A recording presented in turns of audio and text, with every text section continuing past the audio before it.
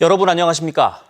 도내 코로나19 누적 환자가 500명을 넘어선 가운데 강원 지역 감염병 전문가 교수 모임이 사회적 거리두기 등 방역 강화를 촉구하는 성명서를 발표했습니다. 박민기 기자입니다. 주말과 휴일을 가리지 않고 코로나19 확산 공포가 가라앉지 않고 있습니다.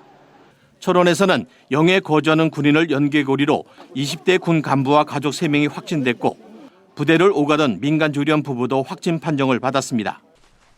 화천군에서도 5번째 사내면 음식점 종사자와 접촉한 20대가 확진돼 6명으로 늘어났습니다. 최근 천주교 신부와 수녀 3명에 이어 학생 확진자가 연속 발생한 춘천 지역은 학교 내 감염으로 연결되는 확산고리가 심상치 않습니다.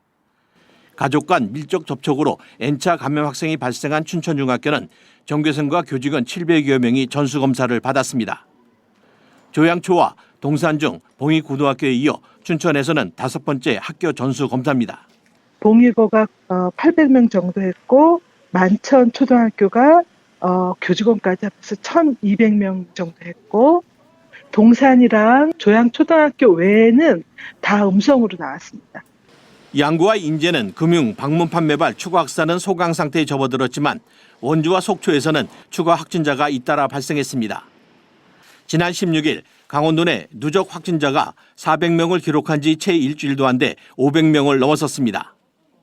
강원도 감염병 전문가 교수 모임은 사회적 거리두기 격상과 비상의료 대응 체계 구축을 촉구하고 나섰습니다. 이러한 배경에는 지난 일주일간 도내 평균 확진자 수가 16.4명에 달했고 60세 이상 환자 비중도 4.7명으로 사회적 거리두기 1단계 기준을 웃돌고 있기 때문입니다. 특히 공식적인 권한을 갖고 있는 민간 합동방역대책본부를 결성하는 등 도민의 생명과 안전을 지키려는 강원도의 책임 있는 자세를 촉구했습니다. MBC 뉴스 박민기입니다. 강원도가 도청 이전 신축 대상지를 춘천으로 한정하고 있는 가운데 도의회에선 도청을 평창으로 옮기자는 의견이 나오고 있습니다. 강원 균형 발전과 올림픽 유휴시설 활용 측면에서 평창이 적지라는 겁니다. 권기만 기자입니다. 강릉이 지역구인 심영섭 의원은 지난 295회 강원도의회 임시회에서 춘천을 전제로 진행되고 있는 도청 이전 사업에 문제를 제기했습니다. 상대적 낙후 지역으로 도청을 이전한 타 지역 사례와 같이 지역 균형 발전 차원에서 이전 부지를 결정해야 한다는 겁니다. 전남도청이 무안군으로 충남도청이 홍성군으로 간 것처럼 강원도청 이전의 최적지로 평창을 꼽았습니다. 동계올림픽을 계기로 갖춰진 교통인프라와 유휴시설을 활용할 수 있는 점을 강조했습니다. 평창 동계올림픽 경제 등에 대한 활용 문제를 관련하여서도 여러 가지 해결책이 될 수 있음을 본 의원은 감히 제안을 드리고자 합니다. 동계올림픽 이후 유휴시설과 부지의 뾰족한 활용 방안을 찾지 못하고 있는 지역사회 입장에서도 도청 이전 제안은 반가운 소식입니다.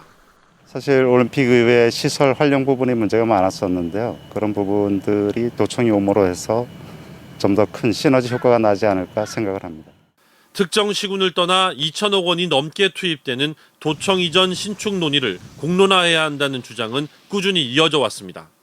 혁신도시, 행정수도 등 정부의 균형발전 정책에 발맞춰 도청 이전도 지역 균형 발전의 관점에서 접근해야 한다는 구상입니다. 중앙정부가 했던 부분을 우리 광역정부에서도 기초정부를 위해서 같이 협력을 통해서 아니면 이양을 통해서 할 수 있는 여건을 마련해 주는 게 더 바람직하지 않을까라는. 도청 이전과 관련한 공론화 요구가 이어지고 있지만 강원도는 지역 갈등을 이유로 춘천 내에 이전 신축하겠다는 뜻을 고수하고 있습니다. MBC 뉴스 권기만입니다. 국내 수산자원 고갈 상황이 심각해지면서 정부가 강도 높은 자원 보호 방안을 내놨습니다. 강원 동해안에서는 봄철 한 달 동안 오징어를 전혀 잡을 수 없고 가자미류와 문어를 잡는 기준도 강화됐습니다. 김형호 기자가 정리했습니다. 강원 동해안의 대표 수산물인 오징어는 갈수록 어획량이 감소하고 있습니다. 올 들어 10월 말까지 잡힌 오징어 양은 6천여 톤으로 10년 전의 절반도 안 되는데 전국적으로도 어획량이 급감하면서 정부가 강화된 자원 보호 방안을 내놨습니다. 그동안 봄철 2달 동안 오징어 금어기를 운영해 왔는데 예외로 인정했던 정치망까지 내년부터 4월 한 달 동안 오징어를 잡을 수 없게 한 겁니다. 잡을 수 있는 오징어 크기도 현재 12cm에서 15cm로 올렸습니다. 동해안 대표 고가 어종인 대문어도 포획 기준을 400g에서 600g으로 올렸습니다. 문어 산란장 조성과 자율관리 어업에도 불구하고 어획량이 감소하자 문어를 키워서 잡기로 한 겁니다. 당초 1kg까지 대문어 포획 기준을 올릴 계획이었지만 1kg 이하의 어획 빈도가 높아 점진적으로 기준을 올리기로 했습니다. 서남해안에서 주로 잡히는 참문어도 자원 고갈이 심해 5월 중순부터 6월 말까지 한 달 보름 동안 금어기가 도입됐습니다. 이번 수산자원관리법 개정에서는 가자미류의 포획 기준도 강화됐습니다.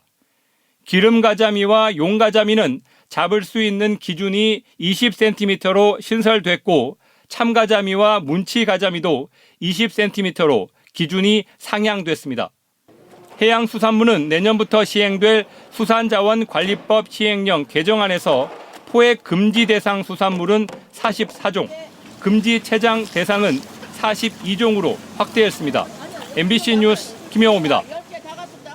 코로나19 확진 환자가 여러 지역에서 동시다발적으로 발생하면서 학생 감염자도 동시에 늘고 원격 수업 전환 학교도 증가하고 있습니다. 강원도교육청은 지난 20일까지 학생 42명과 교직원 14명이 코로나19 확진 판정을 받았다고 밝혔습니다. 이에 따라 이들이 다니는 유치원 6곳과 초등학교 7곳, 중학교 1곳, 고등학교 1곳 등 16개 학교가 원격 수업으로 전환했다고 덧붙였습니다. 동해시에서 2달여 만에 두 번째 코로나19 확진 환자가 발생했습니다. 동해시는 지난 21일 동해시를 방문해 보건소에서 코로나19 검사를 받은 서울 강서구 거주자가 양성 판정을 받았다고 밝혔습니다. 확진자는 자차를 이용해 식당과 주유소, 커피숍 등 동해 지역에 4시간 동안 머물렀으며 모든 장소에 대한 소독 조치는 마쳤습니다. 동해시는 확진자와 관련한 자가격리 대상자는 없으며 검사 지역 기준으로 확진자 통계를 관리하는 지침에 따라 이 환자는 동해시 2번 확진자로 분류됐다고 밝혔습니다. 동해안권 경제자유구역 망상지구 사업의 검증을 요구하는 동해시의회 일부 의원들의 농성이 2주째 이어지고 있습니다. 최재석, 이창수 시의원은 경제자유구역 망상 제1지구 개발사업 시행자 선정 과정의 의혹과 업체의 재정 능력을 검증할 수 있는 관련 서류 공개를 요구하며 지난 11일부터 경자구역청에서 농성을 벌이고 있습니다. 두 의원은 망상지구 개발과 관련해 최근 공개된 금융권 투자 의향서와 대형 건설사의 시공 참여 의향서도 사업 추진의 안전성을 담보하기 어렵다고 주장했습니다.